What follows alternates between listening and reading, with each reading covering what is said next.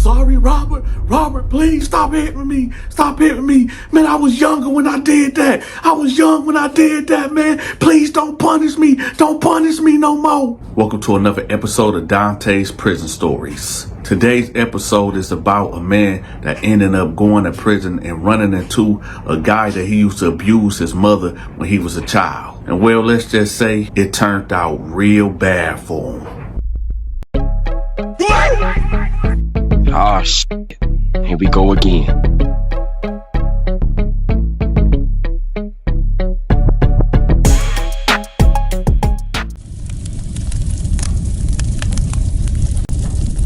So me and my homies, we sweating the gate. Sweating the gate is basically you got guys at the gate waiting for the bus to pull up with the brand new inmates.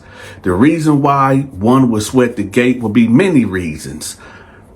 My reason was to see, was there any enemies coming in, any of my family members, friends, or whatever coming through. Other people that might be sweating the gate, like booty bandits, might be at that gate looking for a potential victim. Okay, so I'm sweating the gate, and it's me, Al, Homicide, Tall Team. We all just looking, right? The bus pull up, and everybody getting off. So Homicide face just go completely scrunched up. I'm like, hey, what's up? What's up with you? He said, man, hold on, man. That looked like that motherfucker that used to beat the fuck out my mama when I was a kid. I said, who? He said, man, dude right there. I was like, all right, bet it up. So later on that day, we in a pod and Homicide just looking crazy. So I'm like, hey, bro, what's up with you, man? He was like, man, Dante, you don't know, bro. You don't know what that dude put me through, man. You don't know what he put me and my mom's through, dog. So later that day, we in the pod, and I see Homicide sitting at the table by himself with his head down, right? So I'm just looking at him. Then he raised his head up, and his eyes was like bloodshot red, and he just looked like he was like going through it. So I go over there, I'm like, hey, you all right? He was like, man, Dante, man, you don't know what that man put me and my mom's through, bro. You don't know what, you don't know, man. I'm like, well, shit, I mean, we can get at him. He was like, man, hey, can I talk to you in the cell right quick? I'm like, what's up? So we go in there, he just broke down and started crying. This was the very first time I ever seen Homicide cry. Ever. Homicide was always animated, always amped up, just always extra on extras, right? But this was the first time I ever seen this dude show any type of sorrow or any type of emotion. So I'm like, you all right, man? He like, yeah, man, dog, man, that man, he used to beat out my mama all the time, man. He used to put cigarettes out on me on my chest and stuff, man. I remember that, man. I was like, damn, bro. It was like, man, I'm gonna get him. I'm gonna get him, man. I'm gonna get him. Then he started crying again. And I was like, it's all right, homie. Let it out, homie. Just let it out. He was like, all right, bro. All right, man. I'm gonna holler at you later. I said, you good? You need anything? He said, yeah, I'm good, man. I just need some time to myself, right? So I walked out the cell, and I got to walking laps around the unit. Now, I grew up in foster care. Not all the way from the ages of 5 to 10, I grew up in foster care.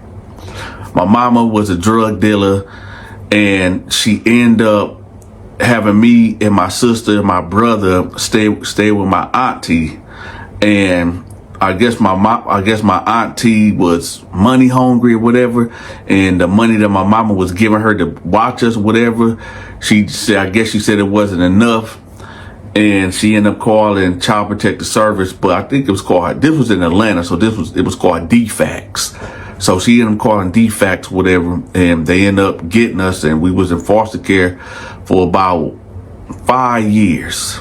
So I know how that foster care abuse thing is. I'm gonna give y'all a quick story about when I got abused in foster care.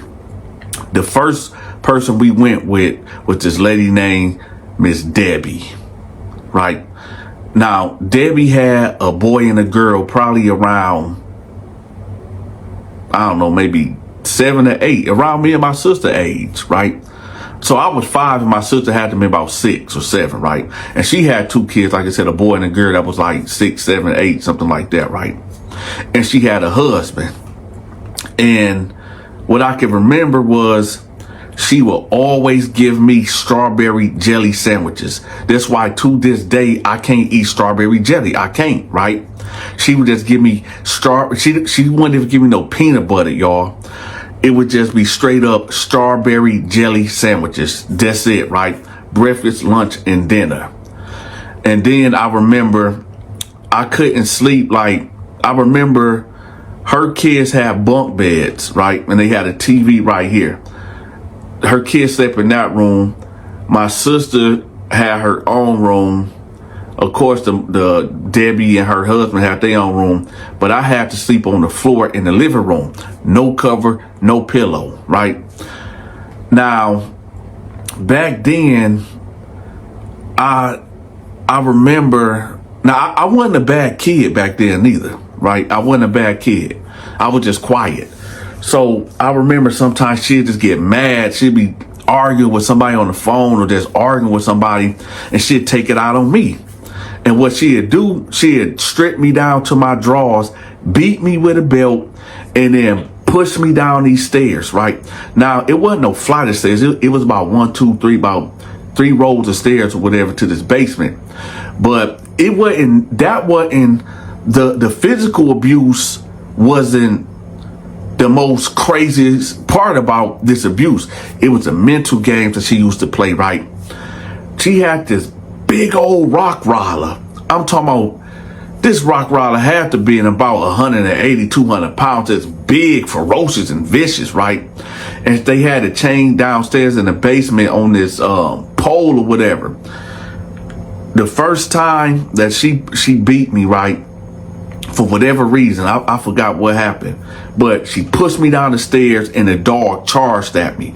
And I remember it had this big chain around his neck, and it said, row, row, row, row, row, row, row, row. My face was like right here, and he like, row, row, row, row, row. I remember his spit getting on me, right? Just, row, row, row, row, row, row, row, right? Just barking in my face.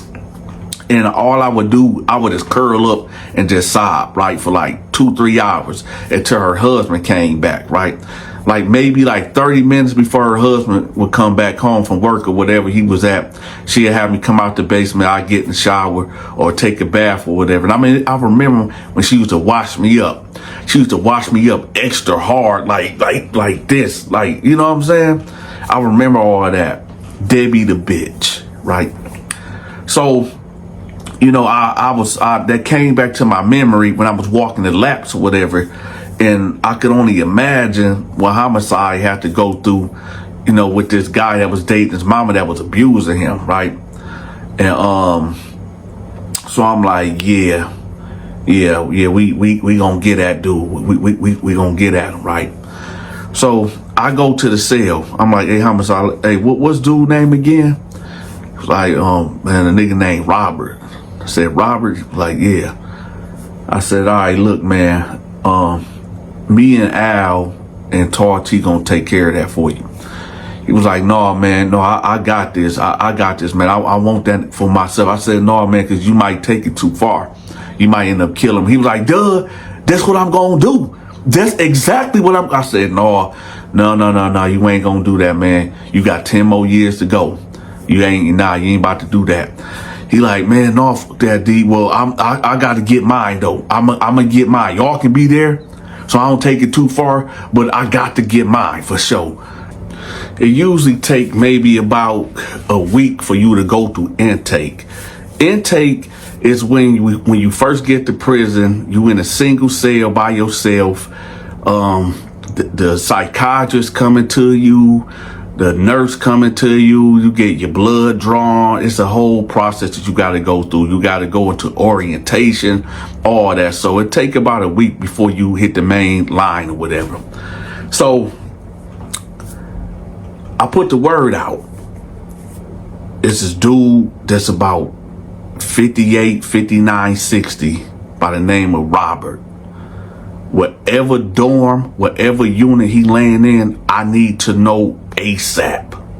Right? So I let all my workers know, right? So about 2 days ago by, and he's in 4B, right? So I tell Homicide, hey, look, I know where Robert at. We gonna get at him on the yard. He was like, all right, bet, say less, say less. I said, Homicide, don't bring no knife. Do not bring no knife. We just gonna smash him out on the yard, all right? He like, all right, man, I got, now listen, y'all. Homicide always taking stuff too far, right?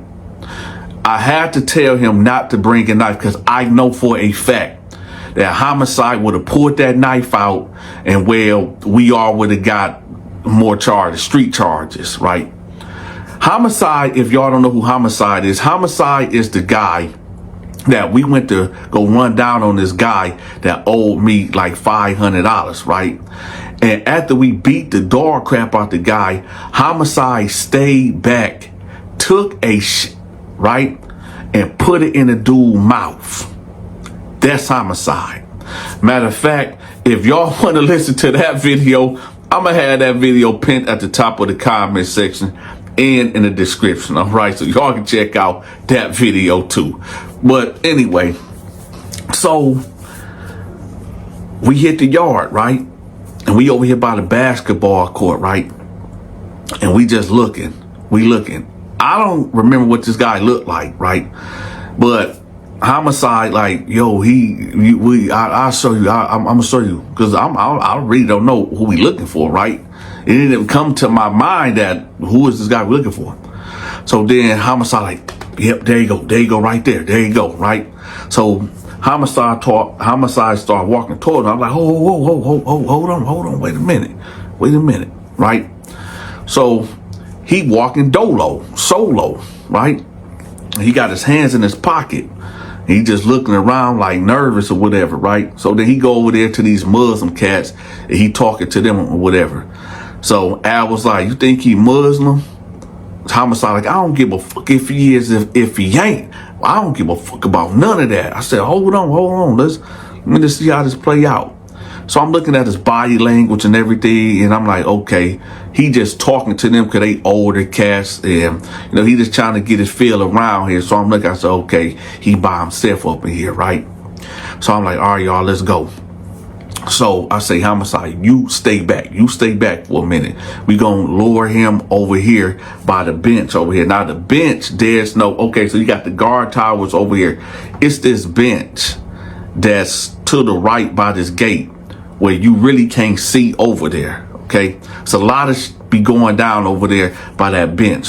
So we lower him over there. Well, let me back the story back. I tell Homicide, yo, you kick back. When we get him over there, then come over there, right? So me, Al, Tar T, we get over there up on him. I'm like, hey, what's up, man? Your name Robert? He like, yeah. I'm Rob. I said, you from Flint, Michigan? He like, yeah. I said, oh, what's up, OG? What's up? He like, oh, what up, man? What up? Where I know y'all from? I'm like, man, from the hood, man. He like, oh, okay. So he know dang well he don't know us at all, right? But it's like, well, we from the same city, so it's all good, right? So he like, all right. I say, come over here with us right quick. We finna show you something, right? You smoke?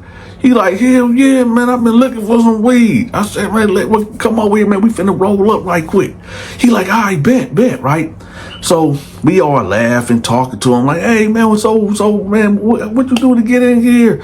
He was like, man, armed robbery and all this and that, right? So we get around the corner and I push him like, boom, right? And he fall into the brick wall. He like, hey, what's going on, right? So Al right here, I'm right here in the middle, Tar T right here. We were like, man, shut your motherfucking mouth. So then Homicide come bust and do like, yeah, you remember me? Remember me, Robert? Remember me? He was like, whoa, wait a minute. Hold on, man, I don't know. Who are you? He like, man, this me, man. Homicide, Lisa, my mama. He was like, Lisa? He said, yeah, nigga, Lisa, my mama.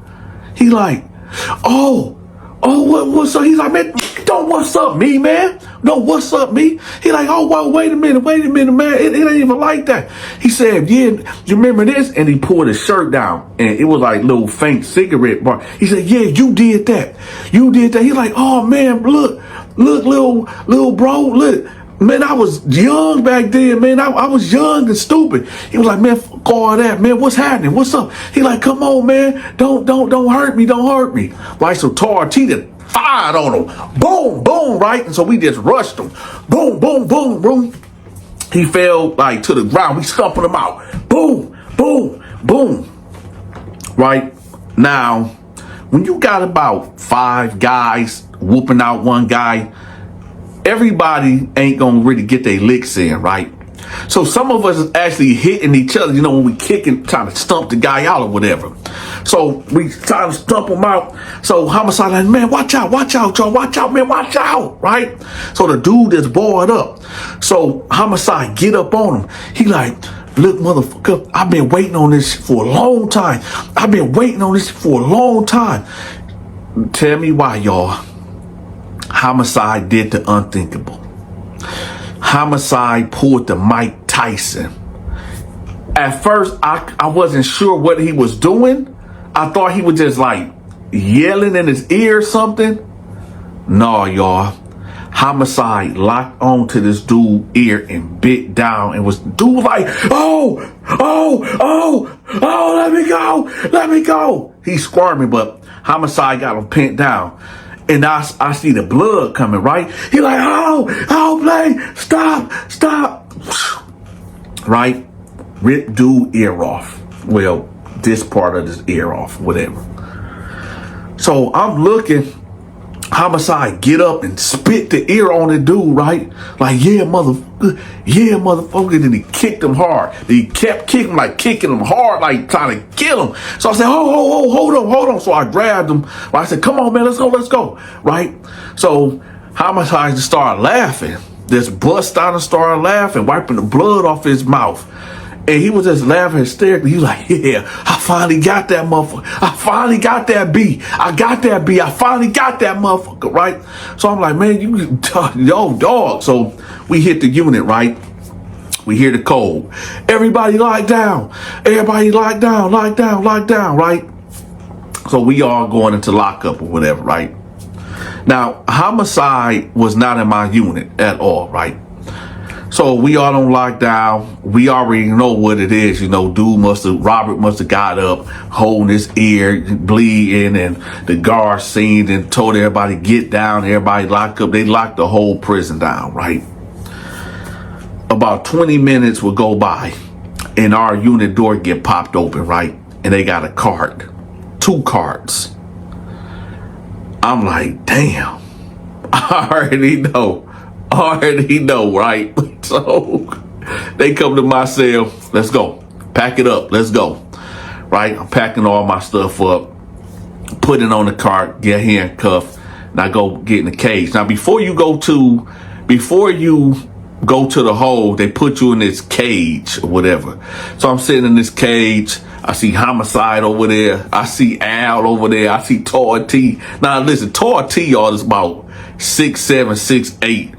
These cages ain't nothing but maybe like 6'2", maybe in height like 6'2". Tar T all like this, like a giraffe up in there. Like, man, this some bullshit, man. This a bull, right? So we all end up getting 2 years added to our sentence for this incident that happened with, well, I guess all of us was involved, but we never seen dude again. I guess he got transferred to another prison or whatever after they bandaged him up or whatever. Let me tell y'all something right quick. For those that's out there abusing children or women, let's just keep to the children. Before you put your hand on the child in any type of way, understand they don't forget. They don't forget at all. And where you might run into them later on in life. This dude is lucky we wasn't on the streets, because he probably would have, he would have lost his life. And that's a fact. So again, y'all, Be careful. Be very careful who you cause harm to, because it might come back at you later on in your life. If y'all enjoyed this story, make sure y'all hit that like button, hype the video, all right? Leave me a tip if y'all enjoyed this story, okay? Also, I'm gonna leave my playlist pinned at the top of the comment section too, okay? I got thousands of prison stories that I done told in there. So y'all make sure y'all check out that playlist. It'll get you through your work day, okay? Also, I got a Patreon, y'all. Yes, sir. I got a Patreon where all my exclusive videos is on there that I can't put on YouTube, okay? So y'all make sure y'all sign up for my Patreon. I also got an Amazon wish list. I need for my supporters to go to that cart and purchase something for your big partner. All right. With that, y'all, this is the Donta Show Network Story Time. I'm out.